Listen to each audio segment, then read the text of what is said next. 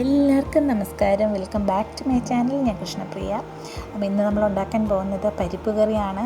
നമ്മുടെ സദ്യയ്ക്ക്, കല്യാണ സദ്യക്കൊക്കെ വിളമ്പുന്ന നാടൻ പരിപ്പ് കറി. പപ്പടം കൂട്ടി കഴിക്കാൻ എന്തൊരു ടേസ്റ്റല്ലേ. അപ്പോൾ നമുക്കിത് എങ്ങനെ ഉണ്ടാക്കുന്നതെന്ന് നോക്കാം. ഇത് അറിയാത്തവർ കുറച്ച് പേരൊക്കെ ഉണ്ട്. കേരളത്തിൽ തന്നെ പലയിടത്തും ഈ കറി ഉണ്ടാക്കാറില്ല, അത് കല്യാണത്തിന് വിളമ്പത്തില്ല. അപ്പം നമുക്കിത് എങ്ങനെ ഉണ്ടാക്കുന്നതെന്ന് നോക്കാം. ഇതിൻ്റെ ഇൻഗ്രീഡിയൻസ് എന്നൊക്കെ പറയുന്നത് കുറച്ച് ഇൻഗ്രീഡിയൻസേ ഉള്ളൂ. നമ്മുടെ ചെറുപയർ പരിപ്പാണ് ഇതിൻ്റെ മെയിൻ താരം. അപ്പോൾ ചെറുപയർ പരിപ്പ് ഞാൻ എടുത്തിട്ടുള്ളത് തൊലി കളഞ്ഞതാണ്. അതിൻ്റെ കൂടെ കുറച്ച് മഞ്ഞൾപ്പൊടി, ഒരു 1/4 ടീസ്പൂൺ അല്ലെങ്കിൽ 1/2 ടീസ്പൂൺ മഞ്ഞൾപ്പൊടിയും 1 ടീസ്പൂൺ ഉപ്പും 2 പച്ചമുളകും മാറ്റി വെക്കണം ആദ്യമേ തന്നെ. പിന്നെ നമുക്ക് അരപ്പ് റെഡിയാക്കാൻ വേണ്ടി ഒരു ചിരട്ട തേങ്ങ അല്ലെങ്കിൽ ഒരു കപ്പ് തേങ്ങ. അതിൻ്റെ കൂടെ നമുക്ക് അരയ്ക്കാൻ വേണ്ടത് ഒരു നല്ല ജീരകത്തിൻ്റെ ഒരു പിടി അല്ലെങ്കിൽ ഒരു ടീസ്പൂൺ നല്ല ജീരകവും ഒരു 1/4 ടീസ്പൂൺ മഞ്ഞൾപ്പൊടി. ഒരു കളറിന് വേണ്ടിയിട്ട് ഞാൻ അരപ്പിനോട് ചേർക്കുന്നുണ്ട്. 2 ഇതൾ വെളുത്തുള്ളി എടുത്തിട്ടുണ്ട് ഞാൻ. വെളുത്തുള്ളി മസ്റ്റായിട്ട് ഇടണം കേട്ടോ. പിന്നെ ചുവന്നുള്ളി ഞാൻ ഒരെണ്ണം എടുത്തിട്ടുണ്ട്. നിങ്ങൾക്ക് ആവശ്യമുണ്ടെങ്കിൽ ചേർത്താൽ മതി, അതൊന്ന് ഓപ്ഷനിലാണ്. പിന്നെ നമുക്ക് താളിക്കാൻ വേണ്ടി ഞാൻ നെയ്യ് 2 ടേബിൾ സ്പൂണിൻ്റെ കൂടെ 2-3 വറ്റൽ മുളകും കടുകും കറിവേപ്പിലയും എടുത്തിട്ടുണ്ട്. നെയ്ക്ക് പകരം നിങ്ങൾക്ക് വെളിച്ചെണ്ണ ഉപയോഗിക്കാം, പക്ഷേ നെയ്യാണ് നല്ല ടേസ്റ്റ് ഈ പരിപ്പ് കറിയുടെ കൂടെ. അപ്പോൾ ഇതുണ്ടാക്കാൻ വളരെ എളുപ്പമാണ്. ഇത്രയേ ഉള്ളൂ. ഞാൻ 3 സെക്ഷനായിട്ട് തിരിച്ച് വെച്ചേക്കുന്ന ബാച്ചിലേഴ്സിനൊക്കെ ഒന്ന് എളുപ്പം ഇത് കണ്ടു പഠിക്കാൻ വേണ്ടിയിട്ടാണ്.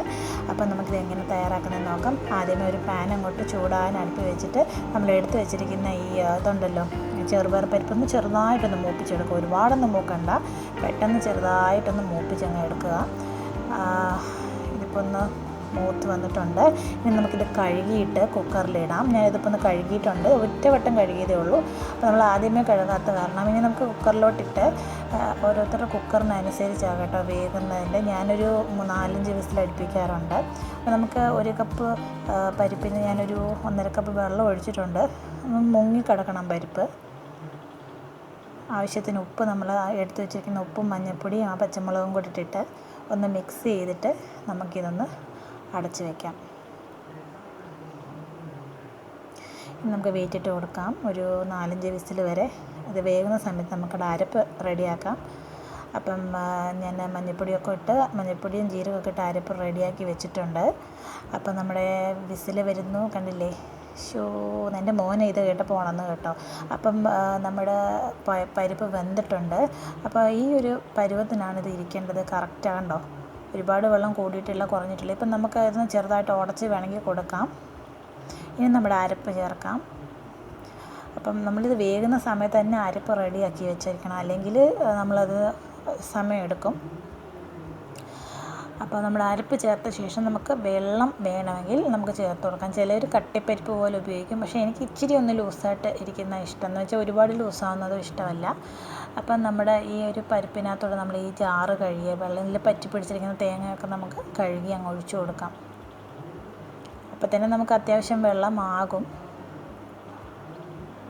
ഞാൻ കാണിച്ചു തരാമല്ലോ. ഈ ഒരു പരുവം മതി. എനിക്ക് ഇത്രയും ഒരു ലൂസായാൽ മതിയെന്ന് തോന്നുന്നു. വേണമെങ്കിൽ നമുക്ക് ഒഴിച്ചു കൊടുക്കാവുന്നതാണ്. ഇനി നമ്മൾ ഇതൊന്ന് തിളയ്ക്കാൻ വേണ്ടിയിട്ട് നമ്മൾ അപ്പുറത്തെ അടുപ്പിലോട്ട് ഇത് മാറ്റിയിട്ട് നമുക്ക് കടുക് താളിച്ചെടുക്കാം. അതിന് വേണ്ടി ഞാൻ 1.5 ടേബിൾ സ്പൂൺ എടുത്ത് വെച്ചിരിക്കുന്ന നെയ്യ് ഇട്ട് കൊടുത്തിട്ടുണ്ട്. നെയ്യൊന്ന് ചൂടാകുമ്പോഴത്തേനും നമുക്ക് നമ്മുടെ കടുക് ചേർത്ത് കൊടുക്കാം. കടുകിട്ടൊന്ന് മൊരിഞ്ഞ് പൊട്ടി വരുമ്പോഴത്തേനും നമുക്ക് നമ്മുടെ ചുവന്ന മുളകും കരിവേപ്പിലയും കൂടെ ചേർത്ത് കൊടുക്കാം. എത്ര എളുപ്പമല്ലേ ഇതുണ്ടാക്കാൻ. നമുക്ക് ഈ താളിപ്പ് ഒന്ന് മൂത്ത ശേഷം നമുക്കതിലോട്ട് ചുവന്നുള്ളി വേണമെങ്കിൽ അരിഞ്ഞ് ചേർക്കാം കേട്ടോ. ഇപ്പോൾ നമുക്ക് താളിപ്പ് ചേർത്തിട്ടുണ്ടോ, നല്ല കുറുകി വന്നിട്ടുണ്ട്. ഇപ്പോൾ താളിപ്പിട്ട് കഴിയുമ്പോഴാണ് ഇതിൻ്റെ ടേസ്റ്റ്. ആ നെയ്യോട് ഒഴിച്ച് കൊടുക്കുമ്പോഴേ നല്ല ടേസ്റ്റാണ്. അപ്പം നമ്മുടെ പരിപ്പ് വരെ റെഡി ആയിട്ടുണ്ട്. ഇത്രയേ ഉള്ളൂ. ഞാൻ ഇപ്പോൾ സെർവിങ് ഡിഷിലോട്ട് മാറ്റിയിട്ടുണ്ട്. എന്തൊരു ടേസ്റ്റാണ്. ഞാൻ നന്നായിട്ട് ചോറ് കഴിച്ചു. അപ്പോൾ നിങ്ങളെല്ലാവരും ഇത് ഒന്ന് ട്രൈ ചെയ്ത് നോക്കാം. നിങ്ങൾക്ക് ഇഷ്ടപ്പെട്ടെങ്കിൽ എൻ്റെ ചാനലൊന്ന് സബ്സ്ക്രൈബ് ചെയ്തേക്കണം കേട്ടോ. പിന്നെ നിങ്ങളുടെ ഫ്രണ്ട്സിനൊക്കെ ഷെയർ ചെയ്ത് കൊടുക്കണം. പിന്നെ ബെല്ലൈക്കണും കൂടെ ഒന്ന് പ്രസ് ചെയ്തേക്കണം കേട്ടോ. അപ്പം നമുക്ക് അടുത്തൊരു വീഡിയോയുമായി കാണുന്നവരെ see you, take care, by.